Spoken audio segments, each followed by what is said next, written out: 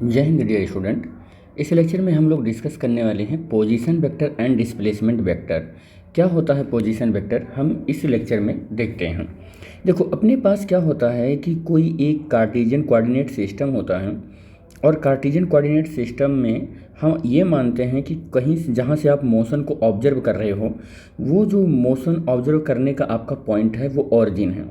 क्या है वो? ऑरिजिन है। ठीक है, क्या है वो? ऑरिजिन, जिसे हम रेफरेंस पॉइंट भी कहते हैं। क्या बोलते हैं बेटा? हम जिसे रेफरेंस पॉइंट भी कहते हैं। ठीक है, क्या है ये? रेफरेंस पॉइंट है। अगर मैं मान लेता हूँ कि रेफरेंस पॉइंट से जहाँ से मैं मोशन को ऑब्जर्व कर रहा हूँ, ये मान लो एक्स वाई और जेड, वहाँ से ऑब्जर्व कर रहे हैं, तो किसी इंस्टेंट पर कोई एक पार्टिकल है और वो पार्टिकल क्या है? वो पी है, और वो किसी इंस्टेंट पर यहाँ पर है। तो ये जो पी पार्टिकल है, ये रेफरेंस पॉइंट से या कार्टेशियन कोऑर्डिनेट सिस्टम के ओरिजिन से जिस किसी भी सिचुएशन में है, इस सिचुएशन को हम लोग क्या बोलेंगे? इसे बोलेंगे पोजीशन वेक्टर। इसी को क्या बोलेंगे? Position vector. इसी को क्या बोलते हैं? Position vector. मान लो कि इस मतलब कार्टेशियन कोऑर्डिनेट सिस्टम पर जो पी पॉइंट है, ये पी पॉइंट एक्स वाई और जेड कोऑर्डिनेट पर है। किस पर है? X Y and Z coordinate पर है। तो इस पोजीशन वेक्टर को अगर मैं R1 कहूँ, इस पोजीशन वेक्टर को R1 कहूँ, तो वेक्टर R1 हो गया ये। और vector R1 is equal to क्या हो जाएगा बेटे? Vector R1 is equal to X I plus Y J plus Z K हो जाएगा। एक्स वाई जेड ये पी पॉइंट पर कोऑर्डिनेट है, इस पी पॉइंट का कोऑर्डिनेट है इस कार्टेशियन कोऑर्डिनेट सिस्टम में। और अगर मैं कहूँ कि किसी इंस्टेंट के बाद इस पी की सिचुएशन चेंज हुई और सिचुएशन चेंज होकर इसकी सिचुएशन क्या हो गई? क्यू हो गई। इसकी सिचुएशन क्या हो गई? क्यू हो गई। तो रेफरेंस पॉइंट से आपने फिर देखा कि यहाँ पर अब इसकी सिचुएशन हो गई है और टी टाइम के बाद इसकी सिचुएशन हुई है, तो आप ये बोलोगे कि अब इसकी जो पोजीशन वेक्टर है ये R2 हो गया है। R2 हो गया है। तो आपने क्या देखा कि पी पॉइंट का पहले जो पोजीशन वेक्टर था वो क्या था? OP था, और अब क्या हो गया है? OQ हो गया है। क्या हो गया है? OQ। और इसको आप R2 बोल रहे हो। तो अगर मैं यहाँ पर थोड़ा सा अगर आप ध्यान से देखें, तो मैं यहाँ पर इस पॉइंट को x1 y1 और z1 कर देता हूँ। इस कंडीशन में यहाँ पर कार्टेशियन कोऑर्डिनेट सिस्टम में जो R1 पोजीशन हो जाएगा वो x1 y1 और z1 हो जाएगा। और R2 के रेफरेंस में यहाँ पर अब मान लेता हूँ कि कोऑर्डिनेट कितना हो जाएगा? x2 और y2 और z2 हो जाएगा। कितना हो जाएगा? ये हो जाएगा। तो अब हमारा जो यहाँ पर नई पोजीशन आ रही है वो x2i हो जाएगा और प्लस y2j हो जाएगा, और प्लस यहाँ पर कितना हो जाएगा? z2 और k हो जाएगा। तो यहाँ पर आपने क्या देखा कि OP जो है और हमारा जो OQ है, ये हमारा रेफरेंस पॉइंट से जो डिस्टेंस है, इसी को हम पोजीशन वेक्टर बोलते हैं। क्या बोलते हैं इसको? पोजीशन वेक्टर बोलते हैं। ठीक है, पोजीशन वेक्टर बोलते हैं। और हम एक चीज़ और देख रहे हैं, पोजीशन वेक्टर हम यहाँ पर देख रहे हैं कि OP सबसे पहला है, तो इनिशियल पोजीशन वेक्टर है ये। क्या है ये? इनिशियल पोजीशन वेक्टर है। OQ उसके बाद में हुआ है, तो ये फाइनल पोजीशन वेक्टर है। क्या है? फाइनल पोजीशन वेक्टर है। फाइनल पोजीशन वेक्टर है। इसी तरीके से मैंने डेफिनेशन भी यहाँ पर आपको बता दिया है, जिसकी डेफिनेशन क्या होगी? A vector which gives the position of an object. किसी ऑब्जेक्ट की जो पोजीशन यहाँ पर लिखी जा रही है वेक्टर फॉर्म में, वो with respect to the origin of the coordinate की ऑरिजिन के रिस्पेक्ट में लिखी जा रही है, और इसी को हम पोजीशन वेक्टर कहते हैं। इसी को क्या कहते हैं? पोजीशन वेक्टर कहते हैं। ठीक है, एक चीज़ और मैं आपको बताऊं कि पोजीशन वेक्टर क्या देता है? दो इन्फॉर्मेशन देता है। पोजीशन वेक्टर गिव्स टू और information. Position vector gives two information. दो इन्फॉर्मेशन देते हैं पोजीशन वेक्टर। ठीक है बेटे, दो इन्फॉर्मेशन देते हैं। नंबर एक का क्या देगा ये position vector? Position vector tells straight line distance. क्या देता है ये?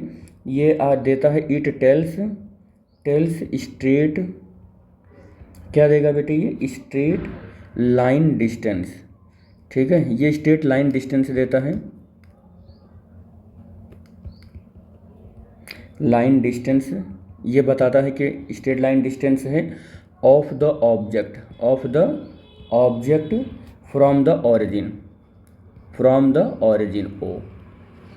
ऑरिजिन O से स्ट्रेट लाइन डिस्टेंस देता है। और दूसरा चीज़ क्या देता है ये? ये देता है it tells the direction of object,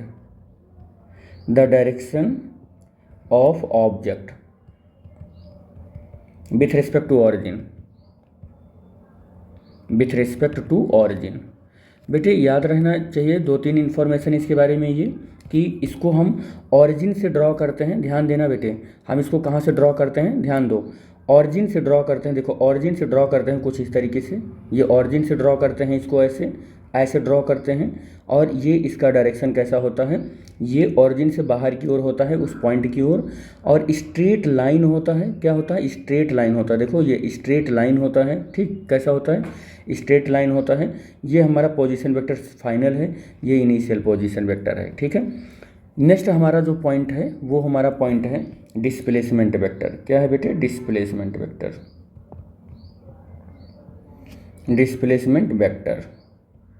ठीक है। अब डिस्प्लेसमेंट वेक्टर क्या होता है, इसकी भी डेफिनेशन मैं आपको बता देता हूँ।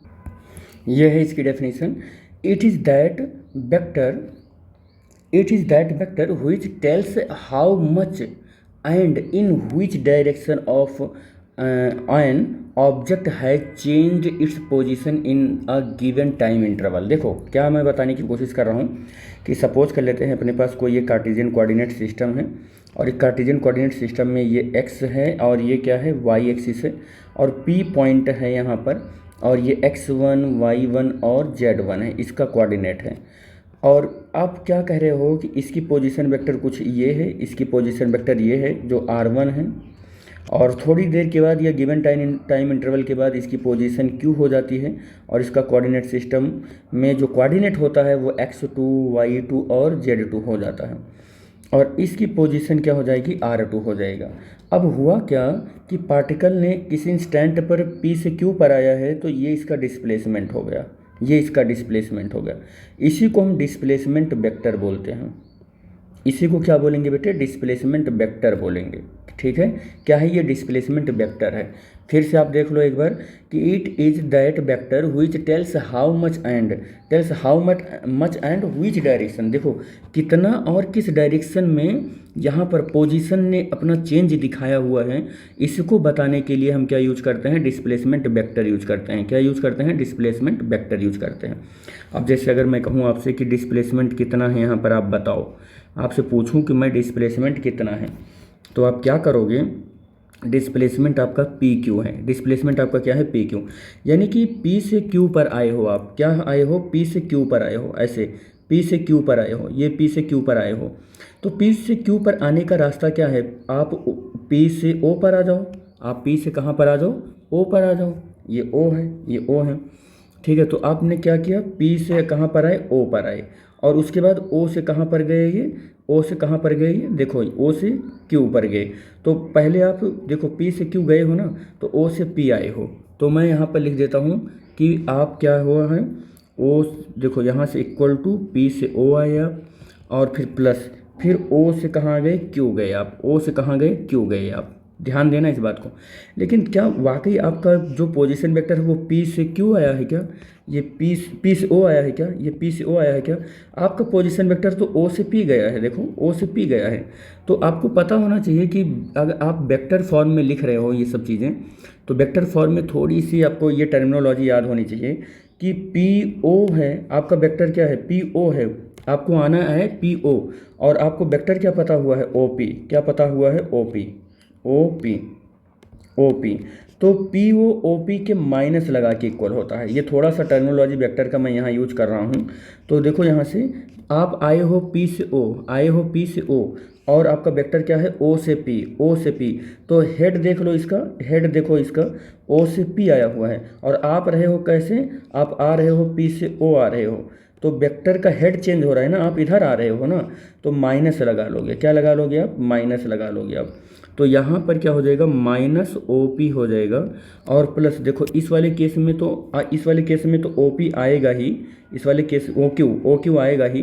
तो ओ क्यू तो सेम डायरेक्शन में आ रहा है पोजीशन वेक्टर के, तो इस केस में आप सीधा यही लिखेंगे इसको, तो ओ क्यू ही लिखेंगे इसको, ठीक है। और ओ पी की जो वैल्यू है वो -R1 है, और इसकी वैल्यू क्या है, R2 है, R2 है।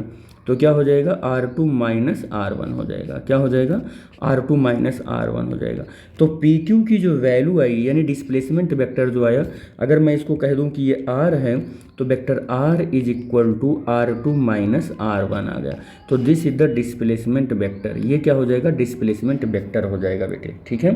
तो कुछ इस तरीके से डिस्प्लेसमेंट कैलकुलेट होगा। हम लोग अगले लेक्चर में मिलेंगे और नेक्स्ट लेक्चर में कैलकुलेट करने की कोशिश करेंगे कि या जानने की कोशिश करेंगे कि पोलर एंड एक्सियल वेक्टर क्या होता है। तो बने रहिएगा फिजिक्स टाइम के यूट्यूब चैनल के साथ। नेक्स्ट लेक्चर में मिलेंगे और पोलर एंड एक्सियल वेक्टर जानने की कोशिश करेंगे। Thanks for watching the video. Thank you बेटा।